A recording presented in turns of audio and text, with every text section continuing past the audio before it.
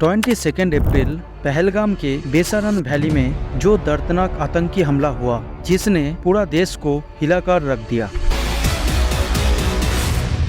अब तक जो इन्फॉर्मेशन सामने आया है उसके मुताबिक 26 लोगों की जान जा चुका है, 17 लोग घायल हैं और जो 26 लोग शहीद हुए हैं वो सब मेल थे। अटैकर्स ने पहले लोगों से उनके नाम और धर्म पूछा। कई आदमियों का पैंट उतरकर चेक किया गया कि वो हिंदू है या नहीं। उसके बाद उन्हें मार दिया गया। मुझे क्या बोलते भेलपुरी खाने से मेरा पति साइड में था, एक इंसान आया उसने उसको गोली मार दी। यहाँ पे उसने बोला कि शायद मुस्लिम नहीं है, उसने उसको गोली मार दिया। इस अटैक की जिम्मेदारी एक Pakistan based terror group Lashkar-e Taiba के शैडो ग्रुप TRF ने ली। TRF का फुल फॉर्म है द रेसिस्टेंट फ्रंट, जो जम्मू एंड कश्मीर में एक्टिव है। TRF का काम है इंडिया के खिलाफ आतंकी हमला करना, जिसमें रिलीजियस माइनॉरिटी जैसे कश्मीरी हिंदूज, टूरिस्ट और इंडियन सिक्योरिटी फोर्स पे भी कई बार हमला कर चुके हैं। तब मिनिस्ट्री ऑफ होम अफेयर्स ने इसे टेररिस्ट ऑर्गेनाइजेशन घोषित किया था।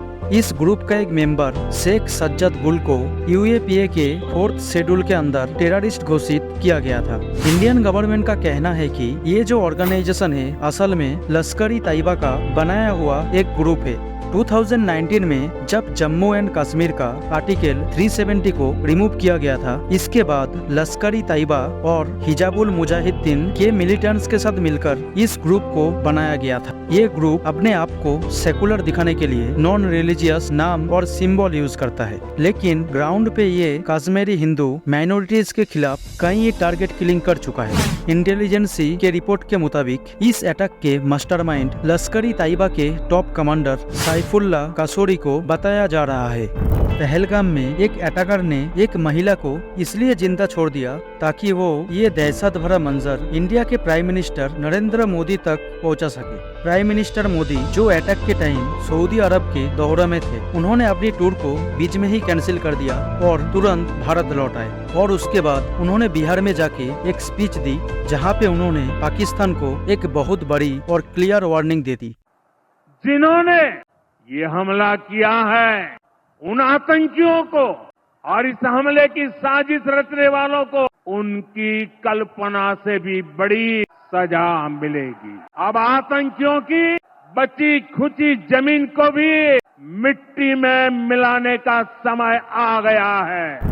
मोदी जी ने अपनी स्पीच में एक बात क्लियर कर दिया कि जो आतंकी है उनको दुनिया के कोने कोने तक जाकर ढूंढा जाएगा और उनका जो माँ बाप है उनको भी नहीं छोड़ा जाएगा। और इंटरेस्टिंग बात ये था कि स्पीच मोदी जी ने हिंदी में शुरू किया था, लेकिन उन्होंने अचानक अपनी लैंग्वेज इंग्लिश में बदल दी। From the soil of Bihar I say to the whole world, India will identify and punish every terrorist. क्योंकि वो चाहते थे कि पूरी दुनिया ये बात सुने, ताकि पूरी दुनिया को पता चले कि भारत क्या एक्शन लेने जा रहे हैं। इस हमले के बाद इंडिया ने इंडस वाटर ट्रीटी को सस्पेंड कर दिया है। ये जो इंडस वाटर ट्रीटी है इसे समझना जरूरी है। ये इंडस वाटर ट्रीटी ब्रिटिशन के बाद साल 1960 में लाया गया था। इस ट्रीटी का मेन फोकस था रिवर्स का डिवीजन करना। इंडस रिवर सिस्टम में टोटल 6 रिवर्स आती हैं, जिसमें सितुलज, इंडस, झेलुम, छिनाबा, रवि और ब्यास, ये 6 नदी है। इस ट्रीटी के हिसाब से इंडिया को राइट्स मिला है ईस्टर्न रिवर्स पर और पाकिस्तान को राइट्स मिला है वेस्टर्न रिवर्स पे। अब इस डिवीजन का रिजल्ट ये है कि इंडिया को इस रिवर सिस्टम का सिर्फ 30% वाटर मिलता है और पाकिस्तान को टोटल 70% वाटर मिलता है। पाकिस्तान की ऑलमोस्ट 25% इकोनॉमी और 35% वर्कफोर्स डिपेंड करता है इसी इंदू रिवर्स के पानी पे, और पाकिस्तान की 85% पानी इंडस रिवर से ही आती है। तो देखिए, ये जो मैं वाटर ट्रीटी की बात कर रहा था ये इतना इम्पोर्टेंट इसलिए है क्योंकि इस वाटर ट्रीटी का लॉन्ग टर्म इफेक्ट पड़ेगा पाकिस्तान की इकोनॉमी पे, उनकी खेती पे, क्योंकि इंडस रिवर से ही पाकिस्तान की 80% खेती चलता है। गेहूं, चावल और उनकी खाना इन नदियों पे ही डिपेंड करता है, जो अब भारत बंद करने की बात कर रहे हैं। साथ ही दोनों देशों के बीच का मेन बॉर्डर बंद कर दिया गया है।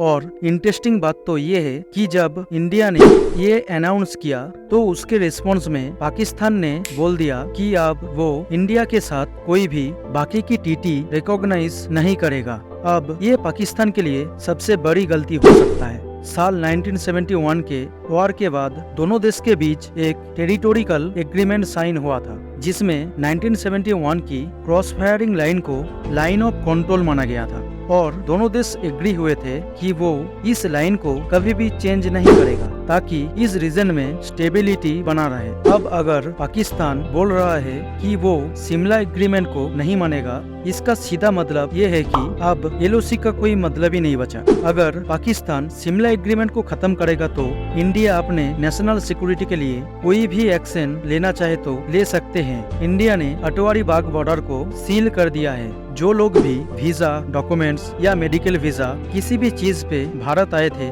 उनको भी वापस पाकिस्तान भेज दिया गया। पहलगाम हमले में जो 26 लोग शहीद हुए हैं, ये सभी अलग अलग जगहों से आए थे। 32 साल का नीरज अडवाणी जयपुर से, जो UAE में काम करता है, वो अपनी छुट्टियों पे घर आए थे। उन्होंने शिमला में एक शादी अटेंड की, फिर अपनी वाइफ के साथ कश्मीर घूमने निकले थे। हरियाणा से 26 साल का इंडियन नेवी का ऑफिसर, जिनकी शादी सिर्फ 6 दिन पहले हुई थी, वो अपनी हनीमून पे आए थे। एक वीडियो में उनकी वाइफ कह रही थी कि वो दोनों भेलपूरी खा रहे थे और तभी एक आदमी आया और बोला कि ये तो मुस्लिम नहीं लगते, और फिर उन्हें भी गोली मार दी। वहाँ पर थी, क्या बोलते, भेलपूरी खा रही थी, मेरा पति साइड में था, एक इंसान आया, उसने उसको गोली मार दी। यहाँ पे उसने बोला कि ये शायद मुस्लिम नहीं है, उसने उसको गोली मार दी। मीडिया की रिपोर्ट के हिसाब से 5 टेररिस्ट मिलकर ये अटैक किया।